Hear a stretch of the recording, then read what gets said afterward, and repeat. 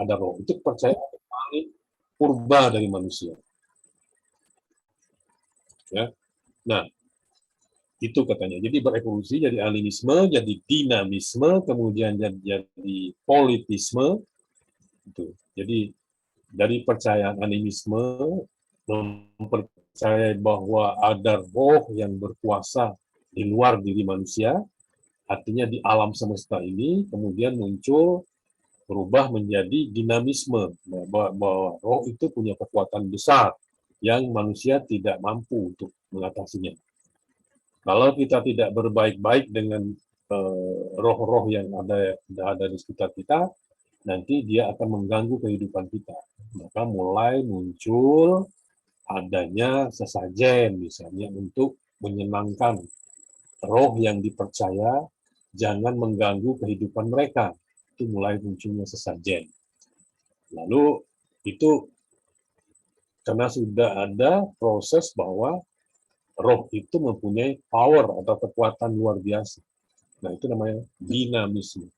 Kemudian berevolusi lagi menjadi politisme, artinya ada roh batu, ada roh hutan, ada berbagai-bagai macam roh, kemudian mereka itu saling bermusuhan, mungkin saling menyerang gitu. Di situ muncul politisme, ada mengakui Tuhan banyak gitu ya. Nah, proses terakhir adalah proses pada puncak evolusi itu ada monoteisme, bahwa mereka mengakui ada Mahadewa, ada Tuhan yang tunggal yang merupakan satu sumber dari segalanya. Nah, nanti kita periksa teori-teorinya. Ada teori Emile Durkheim, ada teorinya Edward Bernard Taylor, ada teorinya Clifford Geertz. Nanti kita cek ya. Itu rincian mata kuliah sudah saya share kemarin, sudah dapat ya. Coba kita lihat.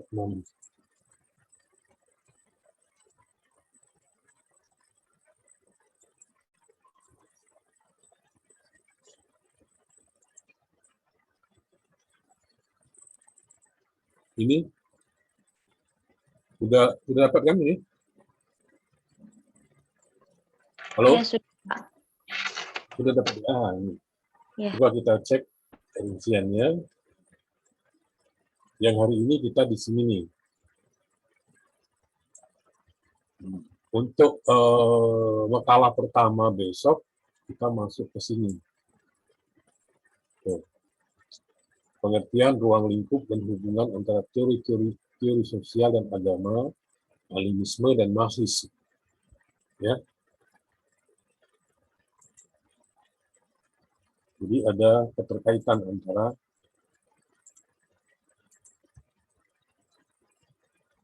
animisme dan marxisme. Jadi kepercayaan orang purba itu juga ada animisme, ada marxisme, kekuatan marxis sebagai asal agama. Jadi ada juga berpendapat bahwa marxis itu juga adalah asal kepercayaan pada agama. Artinya ada kekuatan gaib yang mereka tidak tahu dari mana. Nah, itu juga merupakan sumber dari adanya agama di dunia ini.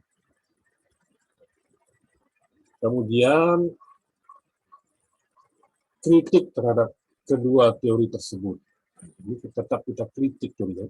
Kalau tidak kita kritik nanti kita nggak tahu di mana kelemahan daripada teori-teori ini.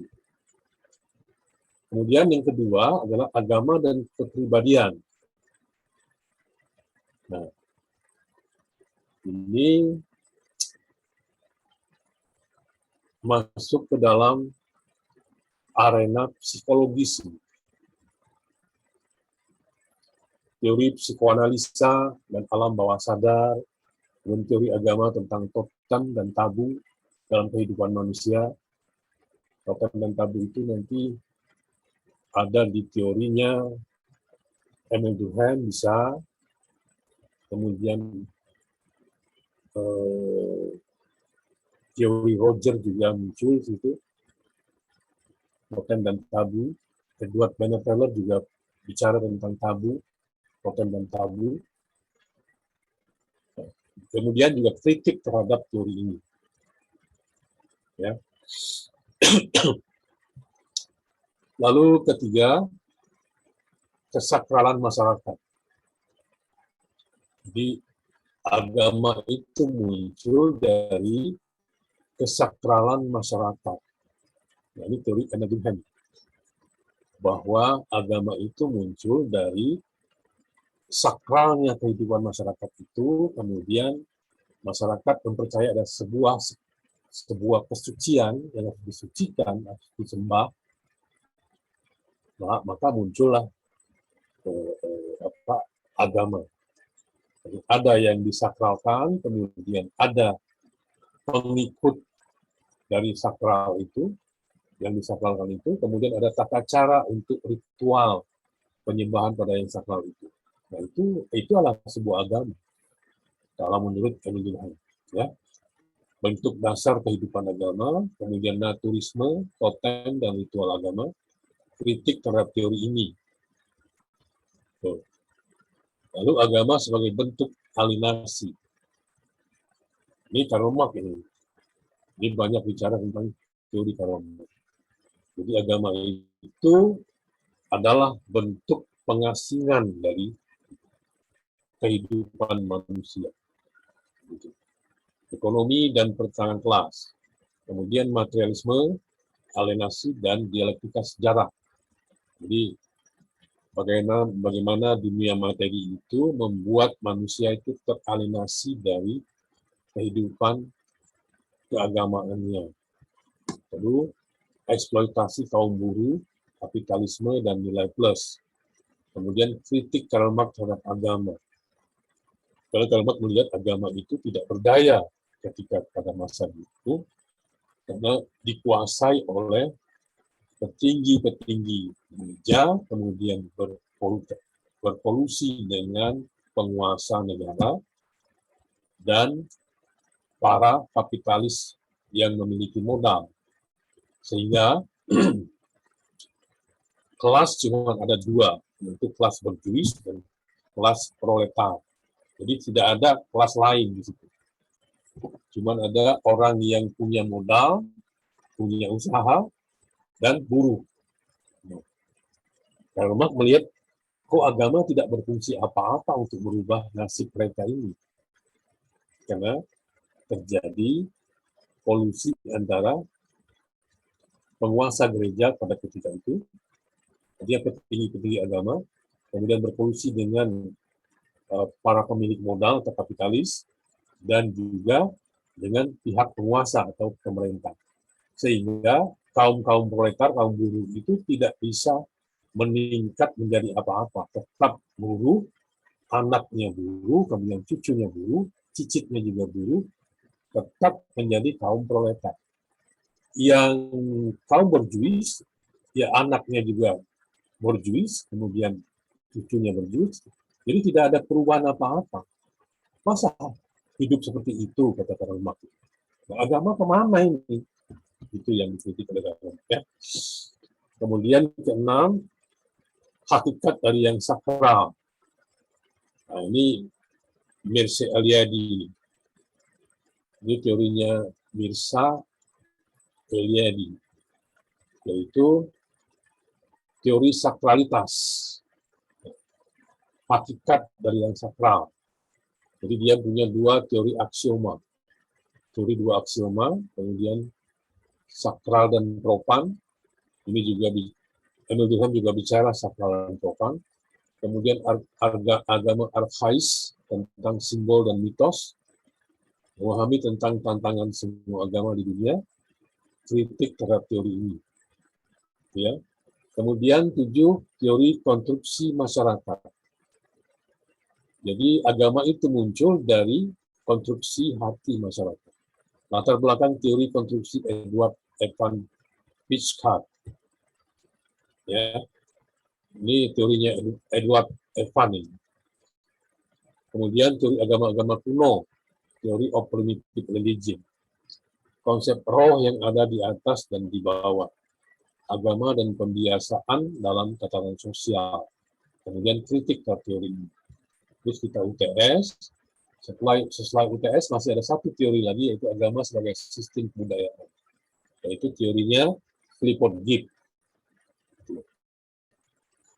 Kebudayaan dan interpretasi, model lukisan yang mendalam, tafsir kebudayaan dan agama, kemudian agama masyarakat Bali, tafsir tentang agama, kritik terhadap teori ini. Nah, ini ada 8 teori yang kita bicara tentang teori sosial keagamaan. Kemudian kita masuk ke 9-nya adalah teori membahas tentang tokoh. Nih, teori agama Auguste Comte atau Auguste Comte. Kemudian teori agama Ibnu Khaldun. Kemudian teori agama Max Weber. Kemudian teori agama Emil Durkheim. Teori agama Karl Marx. Terakhir teori agama Edward Bernard Taylor. Itulah mata kuliah kita pada semester 4, mata kuliah teori sosial keagamaan. Sampai di situ ada pertanyaan? Belum? Ini PJ-nya buat ini dibikin dalam tabel gitu ya. Artinya satu ini petugasnya siapa gitu. Agama dan kepribadian. Jadi siapa yang bertugas, pengertian dan ruang lingkup. Jadi mulai dari sini nih. Mulai dari sini. Ini enggak misalnya hari ini. Ya. Jadi ada berapa makalah? 1, 2, ini ada 16, 13 makalah. Ya.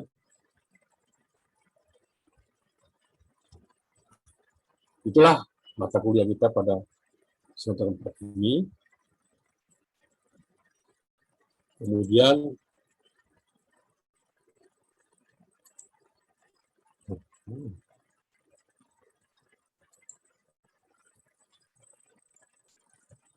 sudah lihat tadi ya.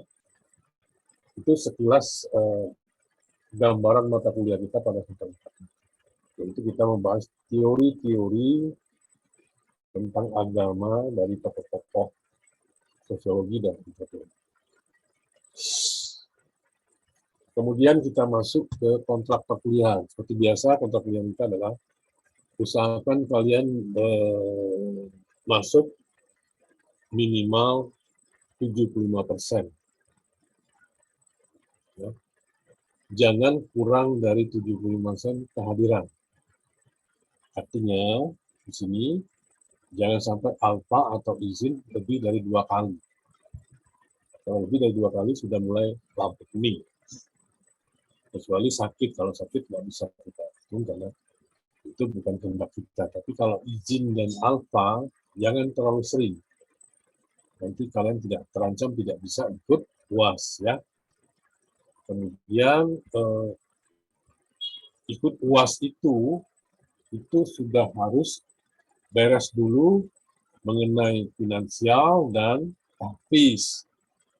Kalau belum selesai tahfiz, biasanya nanti nilainya tidak akan keluar di siapat atau masih tersangkut masalah finansial, misalnya SPP gitu. Lalu kemudian di kelas, meskipun ini Zoom, tetap kalau ingin bicara, memohon izin dulu, minta izin dulu, minta kesempatan kepada moderator atau kepada Bapak, mau bicara, jadi ada tata caranya. Jadi tidak boleh nyelonong ngomong gitu, tidak boleh. Ada tata caranya. Lalu minta izin misalnya mau ke belakang, tetap harus minta izin. Ya. Kemudian mau bertanya misalnya dalam diskusi, tetap minta izin dulu kepada moderator. Lalu kalau diizinkan baru kita bicara. Jangan bicara seperti di warung kopi atau di kafe. Itu lengkap kalian. Jadi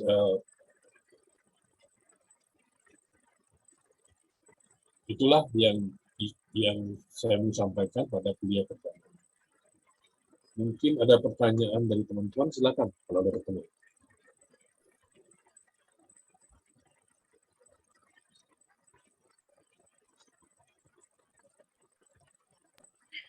Bapak, Ya. izin bertanya untuk Hmm. tugasnya makalah, Pak, atau PowerPoint aja? Nah, ini saya serahkan kepada kalian. Misalnya mau PowerPoint boleh, jadi tapi atas dasar kesepakatan suara terbanyak ya. Mau PowerPoint atau mau makalah atau mau bikin semacam jurnal tapi berat, jangan. Ya, pilih dua aja, atau makalah atau PPT. Silakan, coba siapa? Yang paling banyak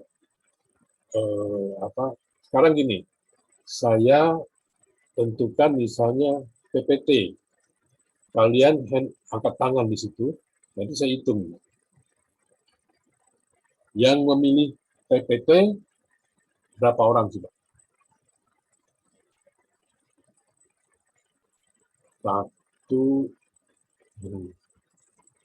Satu, dua, tiga, empat, lima, berubah-ubah terus nih. 1, 2, 3, 4, 5, 6, 7, 8, 9, 10, 11. Belakang juga ada. Ini yang lainnya mana ini kok? Seperti Anissa, Azura, Aspar Upaida kemana?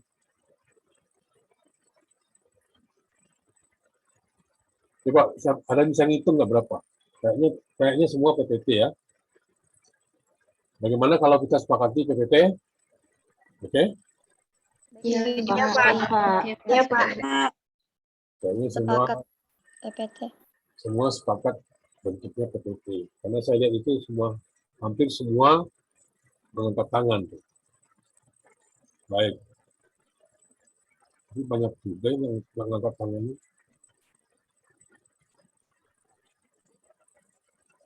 1, 2, 3, 4, 5. Ini ada nggak orang yang Devi Mutahara, Dita Andini, Pak Rahma? Jangan sampai kita memutuskan ternyata yang paling banyak adalah sekarang yang angkat tangan sudah 26 dari 46.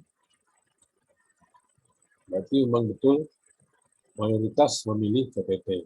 Nah, kita putuskan PPT ya bentuknya. Oke? 27 malah sekarang. Ya. Nanti PJ-nya hari ini adalah sekarang ini siapa rupanya? Saya Bapak dan Aulia Bakta. Anissa Nurputriana. Anissa Nurputriana. Belum saya kasih kode. Anissa Nurputriana. Sama Aulia Bakta ya. Oke. Nah, nanti Anissa membuat daftar ya, daftar kelompok-kelompok yang akan itu. Nanti di-share di WA bisa supaya teman-temannya itu ada pedoman gitu ya. Dia kelompok berapa gitu. Dia Aulia Bakta dan Anissa ya. Ada lagi pertanyaannya?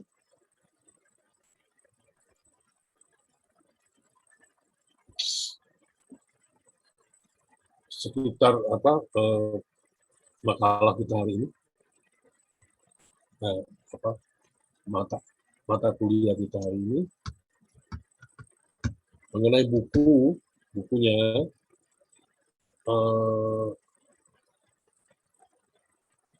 kalau bisa nanti bukunya itu ada seven theory of religion ya.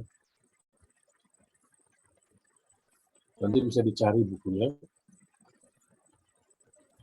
Nanti saya coba share di WA ya bukunya.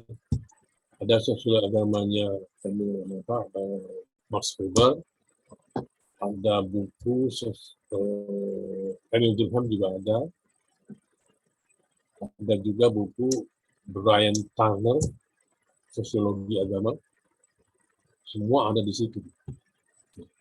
Kalau yang menyangkut yang tadi saya paparkan itu ada di buku Seven Theory of Religion. Bukunya seperti ini.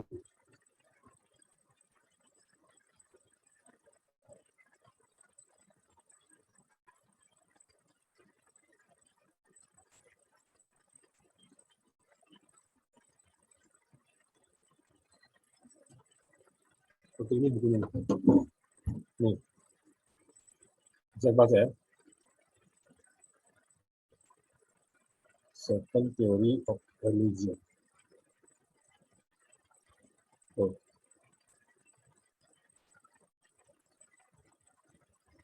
Ini karangan Daniel L. Farr.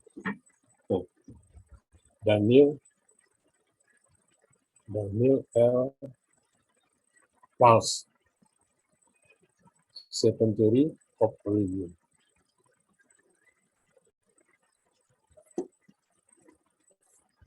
Di sini ada semua tentang yang tadi itu.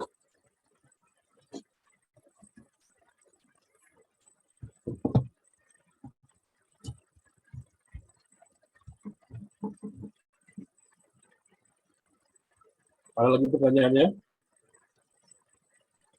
Yang mau bertanya silakan.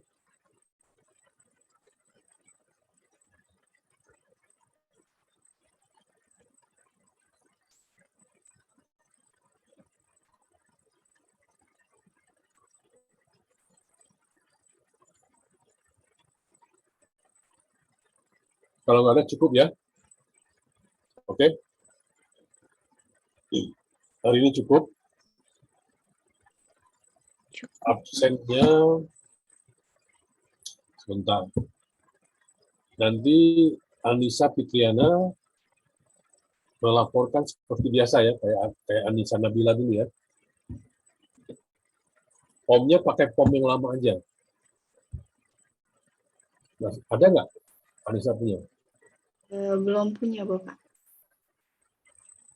Coba minta nanti kepada Anissa Nabila ada sini.